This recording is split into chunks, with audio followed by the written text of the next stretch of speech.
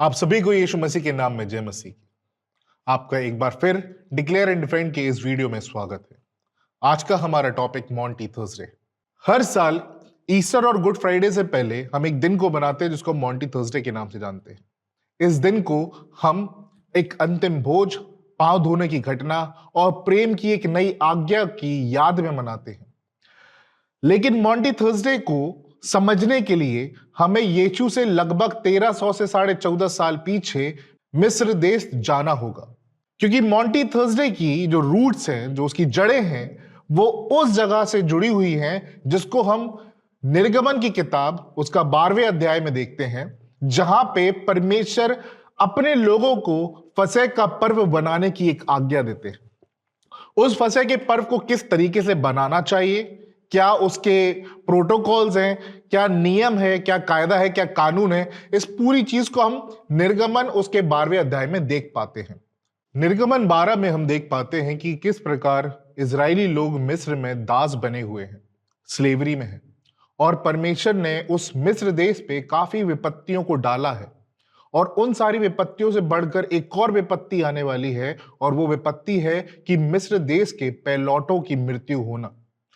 इस मृत्यु होने से बचने के लिए परमेश्वर ने इजराइलियों को एक तरीका बताया। वो तरीका था कि मेमनों की बलि चढ़ाना और उस मेमने के लहू से अपनी चौखट पर निशान लगाना, ताकि परमेश्वर की मौत का फरिश्ता जब उस जगह से गुजरे तो वो उन घरानों को छोड़ दे जिसपे मेमने का लहू पाया जाता है, और मिस्री देश के जो पैलौटे हैं उनकी मृत्यु हो जाए। इस पूरे इंसिडेंट को हम फसह के पर्व के नाम से जानते हैं।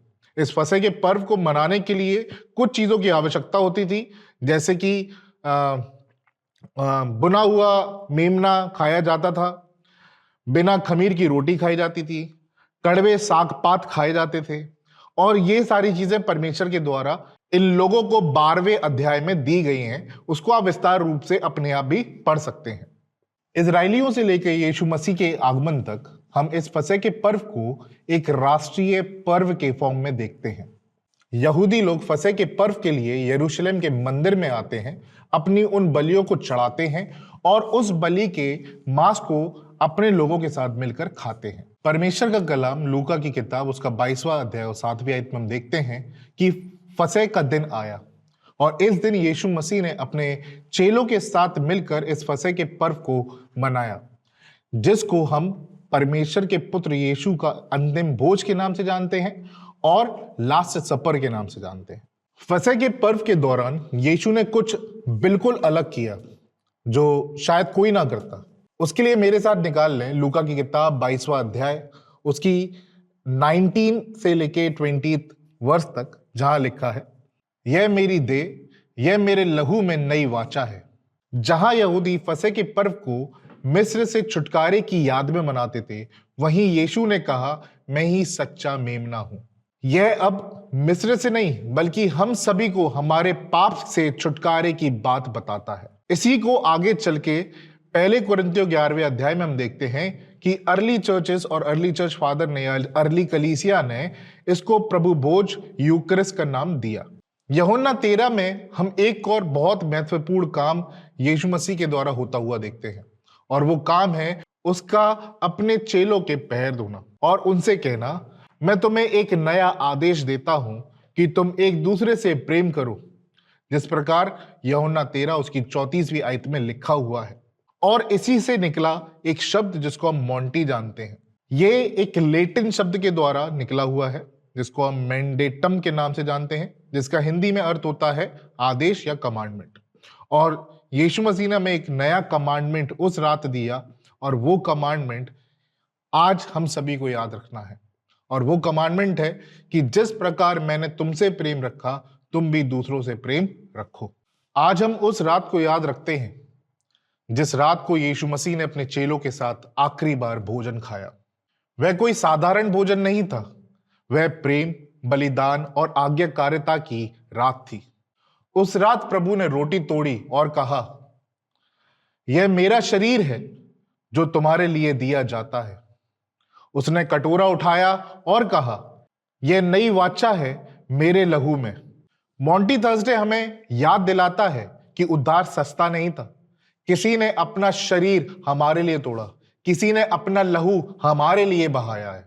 लेकिन उस रात का सबसे चौंका देने वाला दृश्य रोटी तोड़ना या कटोरा नहीं था, वह था प्रभु का घुटनों पर झुकना। जिसने आकाश और पृथ्वी की रचना करी, वही अपने चेलों के पांव धोने के लिए अपने घुटनों पे झुका और तब उसने कहा, मैंने तुम्हें उदाहरण दिया है कि जैसा मैंने किया तुम भी वैसा ही करो। मॉन्टी थर्सडे हमें सिखाता है कि सच्ची महानता सेवा में है, सच्ची अगुवाई नम्रता में है और सच्चा प्रेम बलिदान में है। और उसी रात परमेश्वर के पुत्र ने एक नई आज्ञा दी, जैसा मैंने तुमसे प्रेम किया है तुम भी एक दूसरे से वैसा ही प्रेम रखो। यह साधारण प्रेम नहीं था, यह ऐसा प्रेम था जो माफ करता है, जो धोखा खाकर भी प्रेम करता है, जो हमारे लिए उस क्रूस पर भी जाता है। इस मॉन्टी थर्सडे पर एक सवाल आप खुद से पूछें, क्या हम प्रेम सिर्फ जानते हैं या प्रेम करना भी जानते हैं? क्या हम सिर्फ प्रेम की बातें बोलना जानते हैं या उन कही हुई बातों को निभाना भी जानते हैं?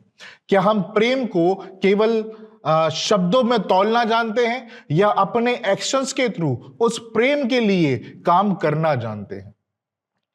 क्योंकि परमेश्वर ने इस दिन जो आज्ञा दी और जिस आज्ञा को मनाने के लिए हम सब इकट्ठे होते हैं इस पर्टिकुलर शाम या इस पर्टिकुलर डे पे, जब हम एक साथ मिलकर परमेश्वर के पुत्र के लहू और देह को स्मरण करते हैं, लेते हैं, तब हमें एक चीज को भी याद रखना है और वो कारण है एक दूसरे से एक समान प्रेम करना।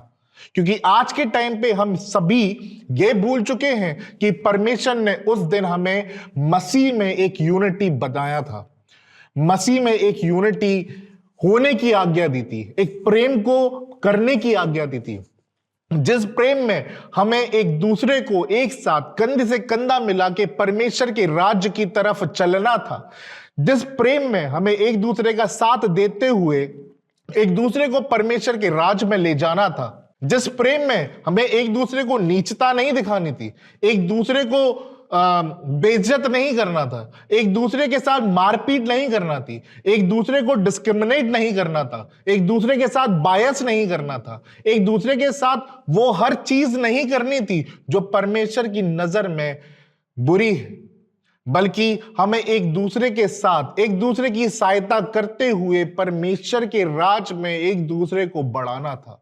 क्योंकि परमेश्वर के पुत्र ने उस शाम सबसे बड़ी आज्ञा दी थी और वो आज्ञा थी कि एक दूसरे से एक समान प्रेम करो जिस प्रकार उसने हमसे किया था, और उस शाम को अपने दासों को वो करके दिखाया था जो उससे पहले किसी ने भी नहीं किया था, और वो था अपने ही चेलों के लिए अपने घुटनों पे आके उनके पांव धोना, और वो भी बड़ी प्रेम के साथ। तो मिस्र के दरवाजों पर लगे लहू से लेकर यरूशलेम के तौलिया कटोरों तक उद्देश्य सिर्फ एक ही है, और वो उद्देश्य है जिस प्रकार यीशु मसीह ने हमसे और आपसे प्रेम किया उसी प्रकार आप दूसरों से भी प्रेम करें। आशा करता हूं कि आपको यह वीडियो अच्छा लगा हो, और आपसे उम्मीद भी रखता हूं कि आप इस वीडियो को लाइक जरूर करेंगे। आपसे अनुरोध करता हूं कि हमारे इस चैनल को सब्सक्राइब जरूर करें और अपने लोगों में इस वीडियो को और ज्यादा शेयर करें, ताकि लोग हमारी इस वीडियो को देख के आशीषें पाएं और हम आपका सपोर्ट पाएं।